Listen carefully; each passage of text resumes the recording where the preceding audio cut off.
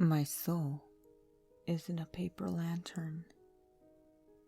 Written by Tobias and brought to you by Midnight Pasta. Do you know what it's like to live without a soul?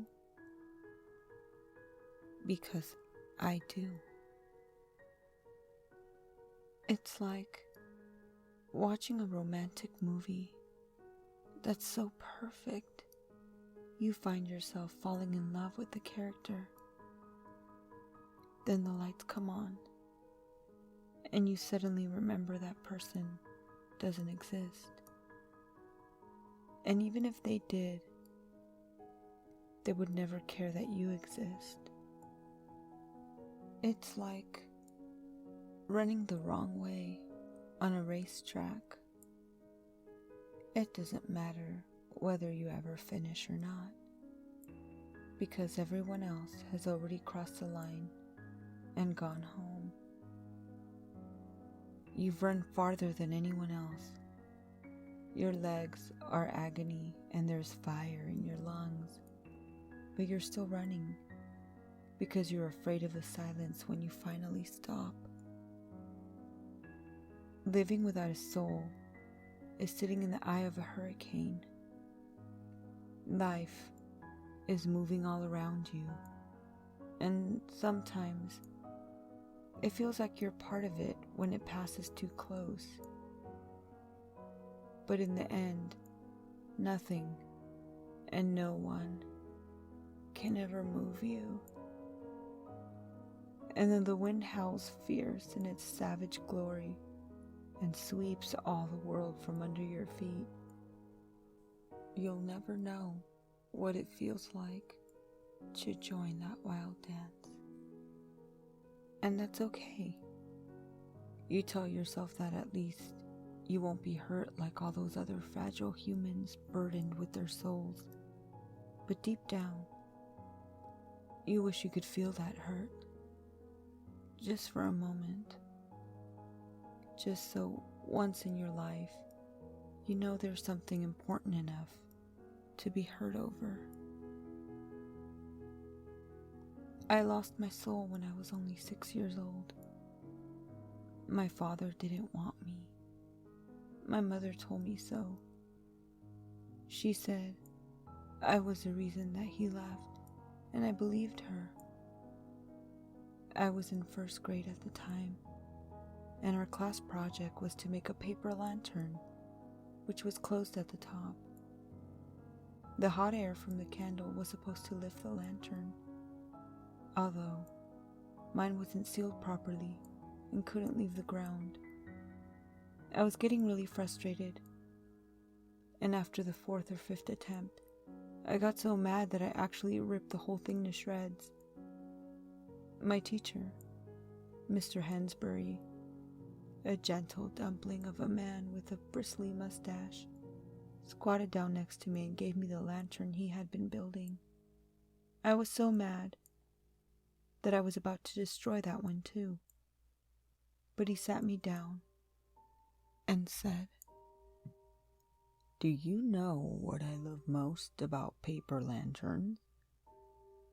They might seem flimsy, but when they fly, they can carry away anything that you don't want anymore. You can put all your anger into one of these, and the moment you light the candle, it's going to float away and take that anger with it." That sounded pretty amazing to me at the time. I settled down to watch him glue the candle into place, concentrating all my little heart on filling the lantern with my bad feelings. It started off with just the anger at the project, but one bitterness led to the next. And by the time Mr. Hansbury was finished, I poured everything that I was into the paper. All the other class lanterns only hovered a few feet off the ground, but mine went up and up and on forever, all the way to the top of the sky. The other kids laughed and cheered to see it go, and my teacher put his hand on my shoulder and looked so proud. But I didn't feel much of anything. How could I? With my soul slowly disappearing from view. I remember asking Mr. Hansberry if I could go home and live with him after that, but he said he didn't think my mother would like that. I told him that she would, but he still said no. I don't suppose it would have mattered one way or another, though, because it was too late to take back what I did. There's something else besides the numbness that comes when your soul is gone. I didn't see them the first night, but I could hear them breathing when I lay down asleep. Soft as the wind, but regular and calm like a sleeping animal. I sat and listened in the darkness for a long while, covers clutched over my head. The breathing seemed so close I could feel its warmth billowing under the sheets. I cried for what seemed like hours, but Mom didn't come, and I was too afraid to get out of bed. I don't think I fell asleep until it was light outside. Mom was angry at me in the morning for keeping her awake. She'd heard me, but she thought I would give up eventually. I didn't get breakfast that day, and I didn't mention the breathing again. That was only the beginning. I think a soul does more than help you appreciate the things around you. It also protects you from noticing the things that you aren't supposed to see. And with it gone, they were everywhere. Beady eyes glistening from under the sofa. A dark flash at the corner of my eye. Scuffling in the drawers and late night knockings on doors and windows. I never got a good look at them, but they were always watching me. I'd wake up in the middle of the night and feel their weight all over my body, pinning me down. Rough skin against me. Dirty fingers digging into my nose and mouth. Worse still, their touch penetrated my mind, inserting thoughts so vile that I knew they couldn't be my own, although the longer they were in my head, the more difficult it was to be certain of that. Did I want to insert a needle into my eye and see how far it could go? Probably not. Then why could I not stop thinking about it? Were they making me think about beating my classmates into bloody pulps? Or setting fire to people's homes to watch them weep on the sidewalk? Or was that all from me?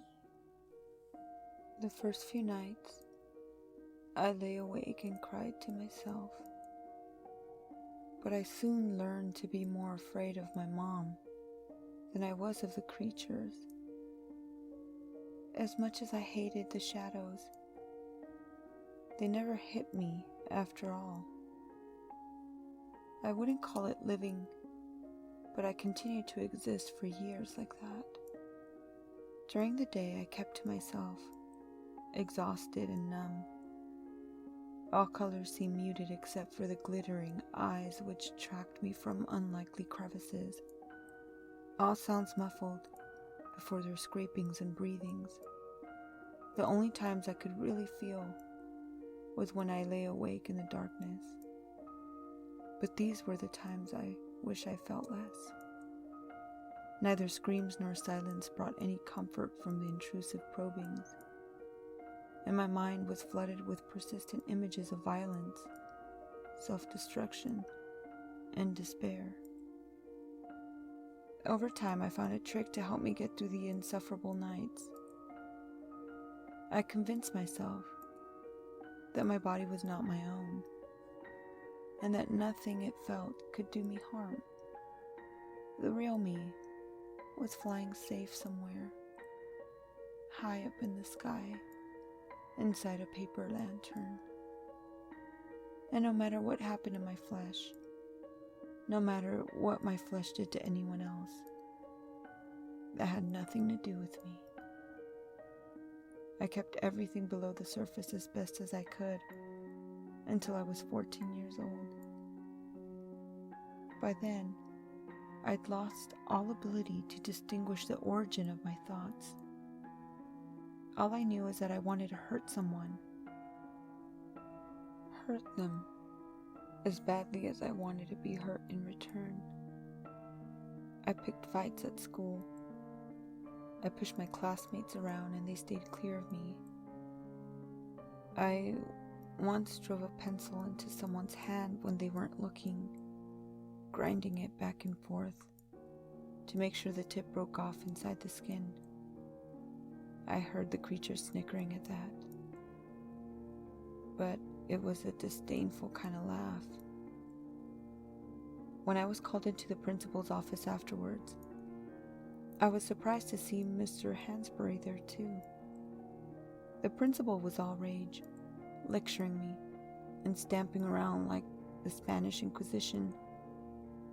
Mr. Hansbury didn't say much. He just looked tired and sad.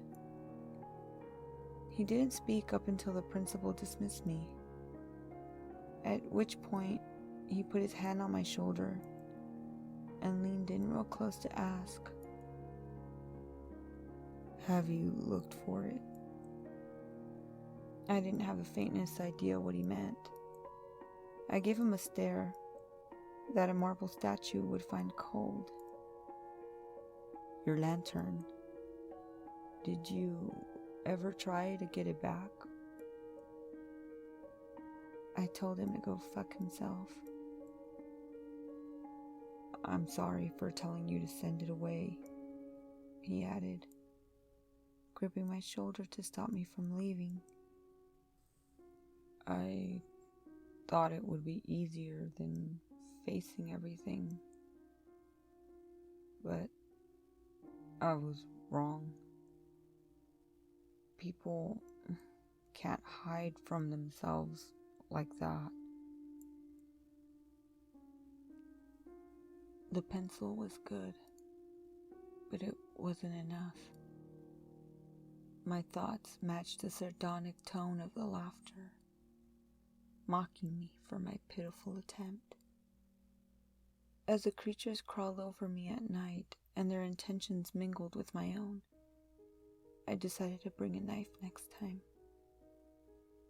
I considered a gun too, but resolved that it wasn't personal enough.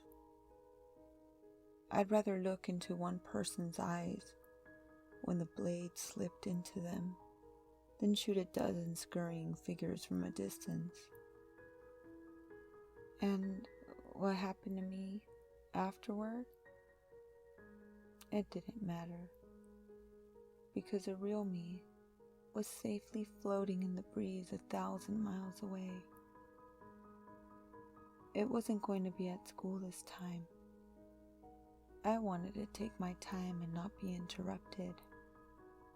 Instead, I went out at midnight, the taste of those dirty fingers still fresh in my mouth. I didn't care who my victim was, as long as they could feel what I was doing to them. My neighborhood was quiet at night, and there weren't a lot of options though. So I decided to head down to the 24-hour gas station on the corner. Kitchen knife gripped between my fingers, cold air filling my lungs, goading laughter and applause from the creatures thick around me in the darkness. I almost felt alive there for a second, just like I did with the pencil. But this would taste better. Holding the knife, I felt like a virgin on prom night with my crush, slowly unzipping my pants.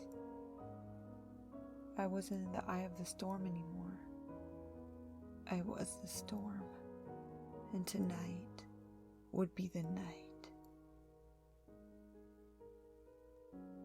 that I saw a paper lantern floating in the air, just a few feet off the ground. The shell was so filthy and stained that I could barely see the light inside.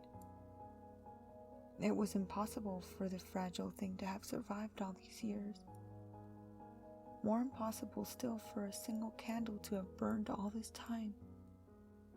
But I knew without a doubt that it was my light by the way the creatures howled.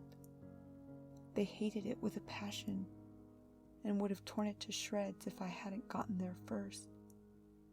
I plucked the lantern from the air and guided it softly to the ground, the shades screeching as they whirled around me.